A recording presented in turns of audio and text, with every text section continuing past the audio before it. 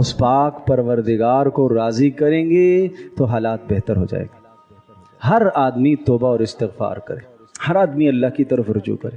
اس وقت کی سب سے بڑی اور پہلی ضرورت ہے اپنے اعمال کا درست کرنا۔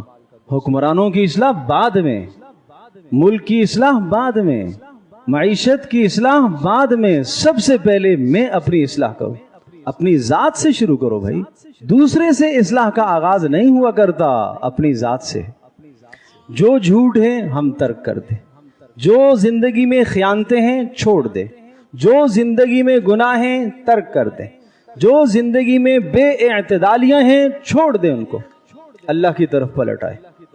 فرائض جو چھوڑے ہیں اللہ سے معافی مانگے، حرام کا ارتکاب جو ہوا ہے اللہ سے معافی مانگے، جو فرائض رہ گئے ہیں ان کا ازالہ کرے، انہیں پورا کرے، جو حرام کام ہو گئے ہیں اللہ سے معافی مانگے، توبہ کرے، جو لوگوں کے حقوق کسی نے پامال کیے ہیں وہ حقوق ادا کرنے کی کوشش کرے۔ تو سب سے اول فریضہ ہر شخص کا اس وقت یہ ہے اپنی ذات کو مقدم کرے، اپنی ذات سے آغاز کرے۔